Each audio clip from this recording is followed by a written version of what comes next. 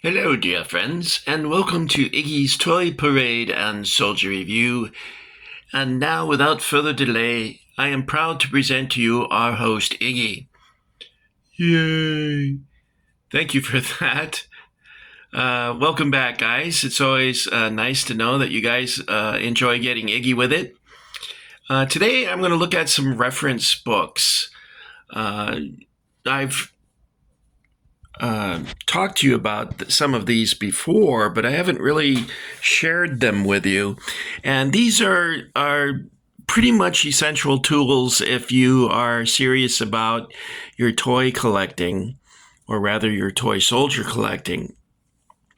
Virtually any subject has a guidebook written about it.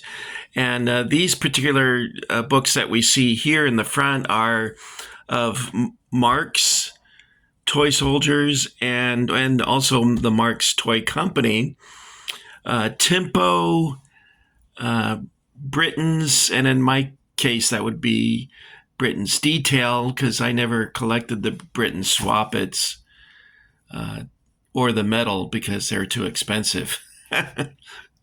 Too expensive for a guy like me.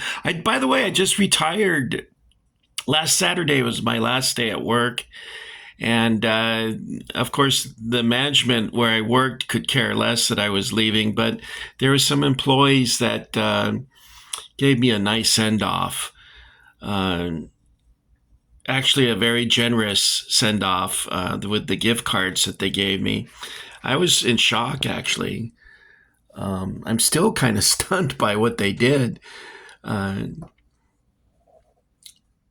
So it was difficult to walk away. You know, you work your whole life, and then you realize that it's done, and you realize again that now you are racing towards the end of the story.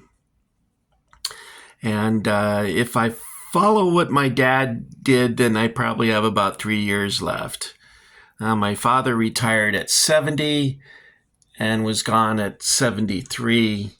So maybe I got 5 years because I'm 68. Well, we'll see.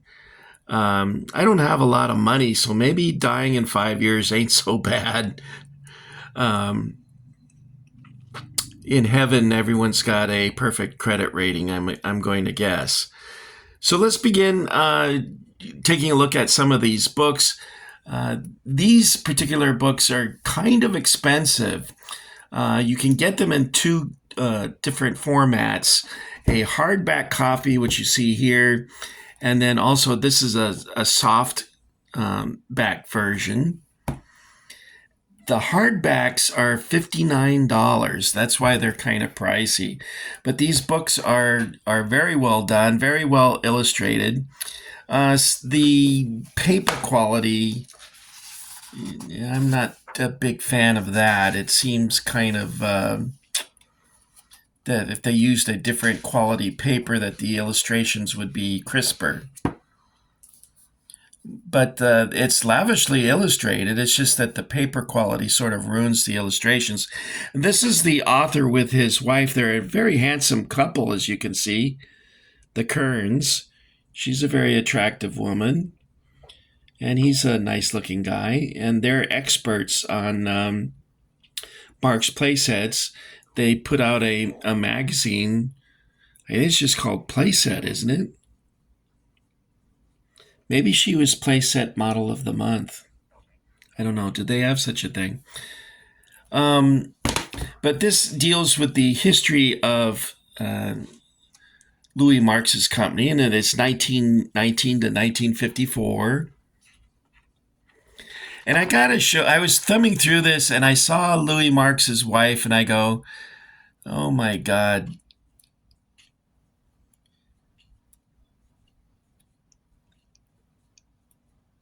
I'll show you what I mean here in just a moment. I should have marked the page. You know I'm terrible at that. Well, that guy looked like Fred McMurray. The guy there looks like Fred McMurray.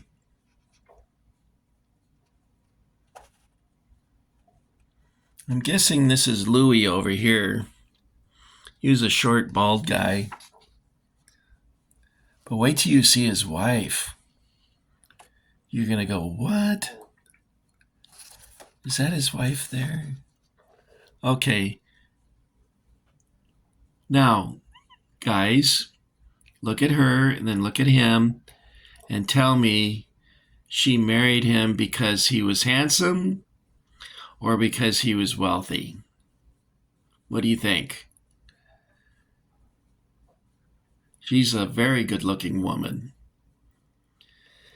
Now, personality such as Louis probably could win over a girl like this, even if he didn't have a lot of money like he did, because he lit up a room. You can tell here that he was quite a character.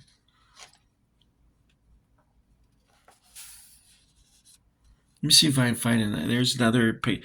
She's like a foot taller than he is. What a lucky bastard. Here's pictures of his home life, his family.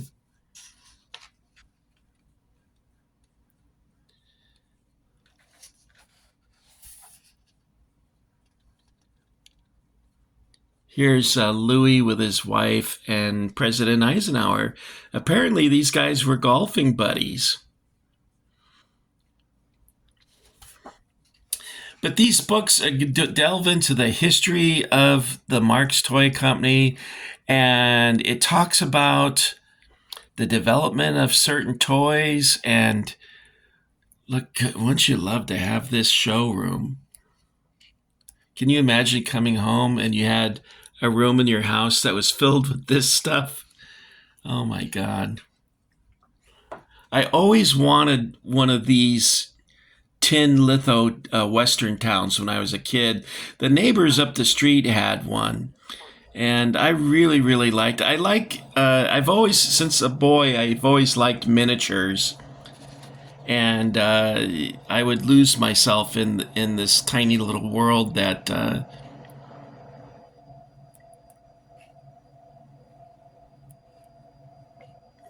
Here's the Marx offices in New York.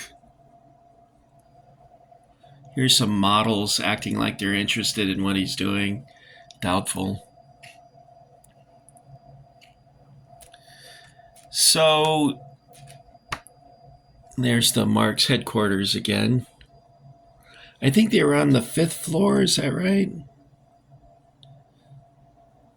Sixth floor.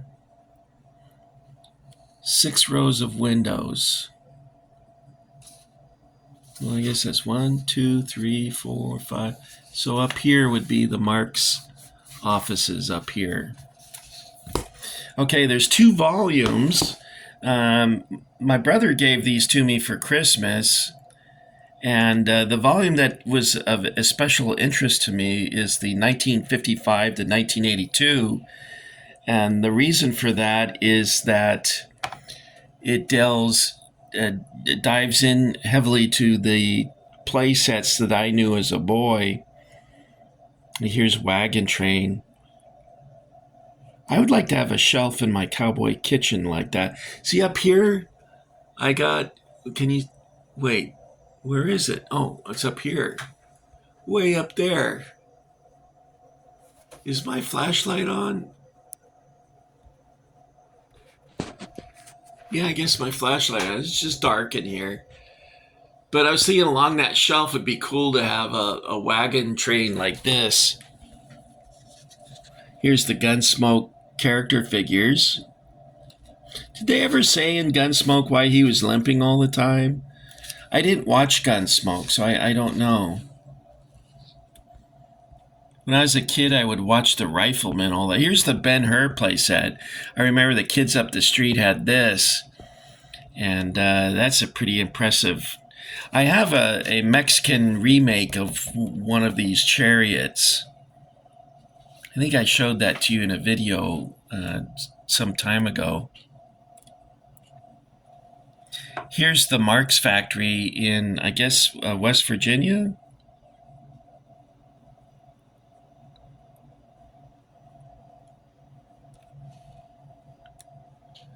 That town was decimated when Marx went out of business. Glendale, West Virginia. The town was pretty much finished when, there it is. There's the factory. The factory's still there, by the way. I drove by it with my brother. There's one of the character figures for Wagon Train.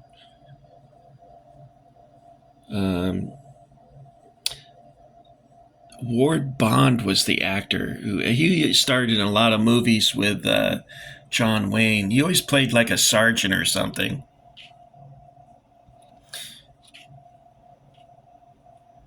Look at this. God, guys.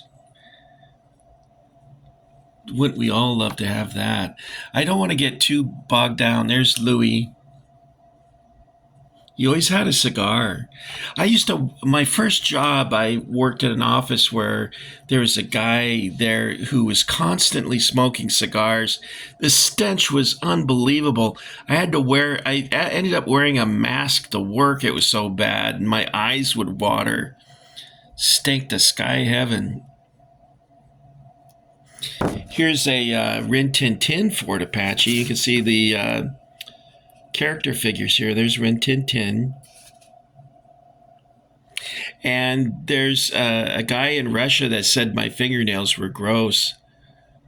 I did wash my hands, and yet still there's dirt. I guess probably shouldn't have shared that with you.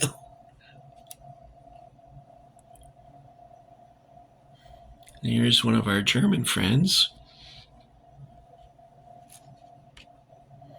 Isn't this cool? I love this picture of the gas station. I never had this as a kid, but I think I would have liked to add something like this. I wouldn't mind having a car like this one over here. That would be awesome. Do you guys remember when Sears Automotive was a big deal back in the day? I actually worked for Sears Automotive briefly until, what happened? I was backing a van up, and I was always super cautious, and I was looking in my mirrors. There's nothing behind me, and suddenly, bam, and the van lifted up off the ground. Well, what happened is one of the guys left the lift. It had like two, I don't know, fork tines. I don't know what you call it. And he lifted it up in the air, and when I drove backwards with the van, it punctured right through the van like a hot knife through butter. And after that happened, I quit. He said, "You don't have to quit. We have insurance." I had a troublesome girlfriend at the time, so I thought, maybe it's time for me to quit. One of the problems with the place, oh my God, I just remembered this. 3 of the guys that worked there had sex with my girlfriend before I met her. And I'm like, oh, great. That's just what I want, is to work with guys that have all banged my girlfriend. Turns out quite a number of guys had done that.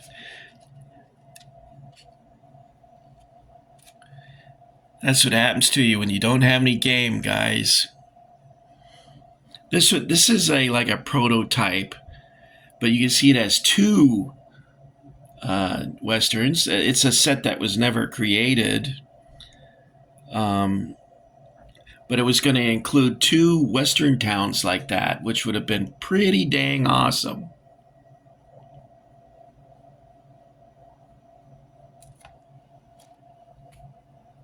They had a little airport by the factory in West Virginia. Here's the guys who made the molds and stuff. What's really crazy about Marx is that not a lot of their people were they were amateurs. They weren't college trained or anything. They came to work for Marx, and considering their backgrounds, I think they did a pretty bang up job. Anyway, they had a little airport by the Marx factory that Had a very short shart. Isn't shart is what you do when you cut a fart and poop your pants? Anyway, there's all those guys. 1956, that's the year Iggy was born. Look at this stuff. Just dreams were made of these things when we were kids. I guess younger people might have trouble understanding why we loved this so much. This is when they created the extension to the factory dedicated to playsets. Because playsets became a big thing for Marx. Marx made other things too, but they became sort of famous for their playsets.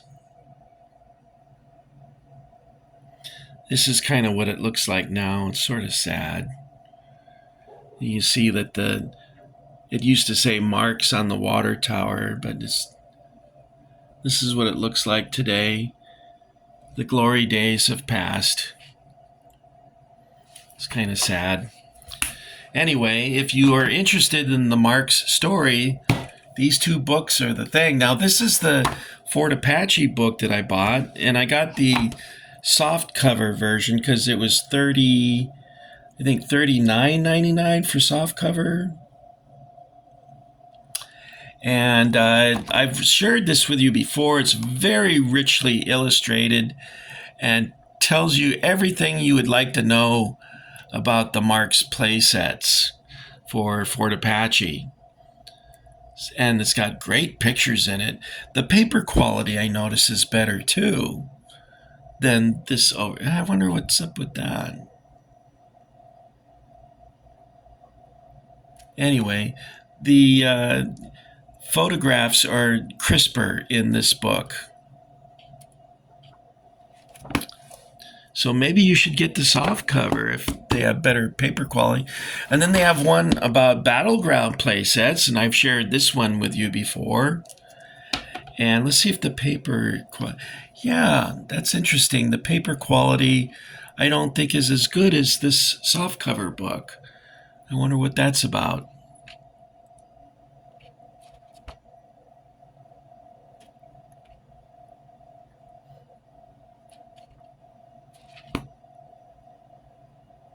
I used to have some of these playsets that are, what do they call it? Model? I don't know what I'm saying. Anyway, it has streaks of a different color in it, and I think I sold them because I thought they weren't original. It turns out that they predated the ones that I had. Anyway, when you don't know, you don't know. It's like when I had something and then I don't anymore. I'm not too upset about it. It's gone. My money's gone too, so BFD, as they say. Launching missiles. What kid wouldn't want that? Anyway, they have other books too about war sets that came out with, like Guns of Navarone and Iwo Jima, and I don't know all the different sets they had, but this is a pretty cool book. And then they did one with the Civil War, and if the paper quality is any, I think I would go for the soft cover. It's $10 cheaper, but I think the paper is better. Here's all the original figures. And then, of course, they have what they call the Centennial figures, which are these over here. And according to this book, depending on what set you bought, you either got a blue set or a gray set, but you never got both. But these are pretty cool looking figures too. It's a great book, wonderful pictures.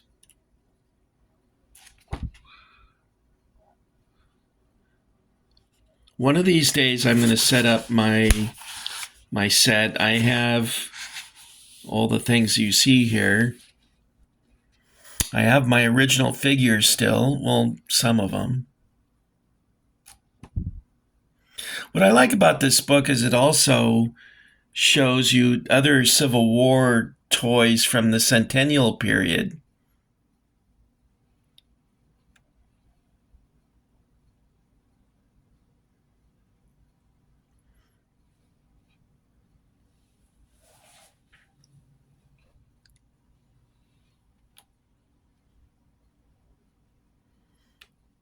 I think there's a Johnny Reb. Oh, I used to have these. Not this. What? I thought there was a thing about the trading cards. Let me see here. You know, I've been to Antietam. I actually stood over here. I ran. Come on, Rich. I ran across this bridge. It would have been a lot different with someone shooting at you, wouldn't it?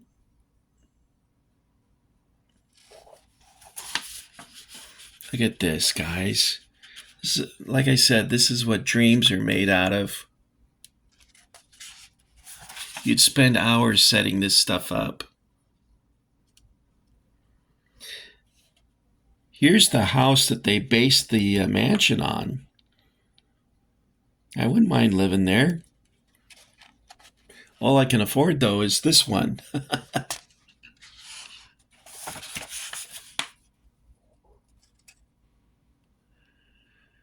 It's funny, this guy, I think his name was McClernand, something like that, but he faded from history.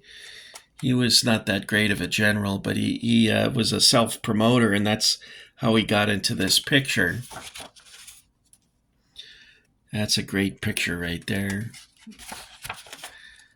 All right, then here's the Lido. Is this Lido Civil War figures? No, maybe not.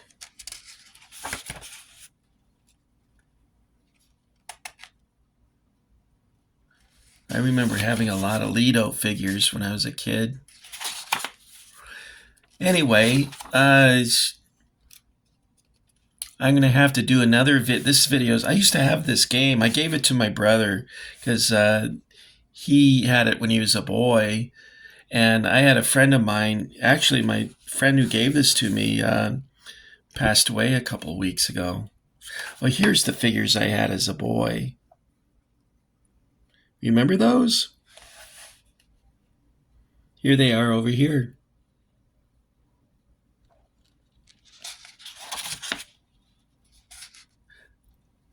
I'm looking for the Johnny Reb cannon. Here it is. Do you guys remember that? I remember the kids down or up the street from us, rather. They had, excuse me for a second, I got something in my eye. They had a Johnny Reb cannon, and I got shot in the chest with a cannonball. Oh, these trading cards. I had those as a kid, and they were incredibly gruesome and bloody. For those of you guys that remember them, check it out. This guy is showing guys being impaled on, what do they call it? The sharpened stakes, the freeze. No, I can't remember the name of it now. I'll think of it after I'm not filming anymore. Anyway, so what I'll do is I'll come back in another video and share with you my Airfix book, my Tempo book, and my Britain's book. So that way I don't exhaust your patience and indulgence by giving you another 30-minute video. I guess that's what this one is. Almost 25 minutes. And then lastly, I'll do some of my G.I. Joe books that I have for collecting. So that's my reference materials for Marx. And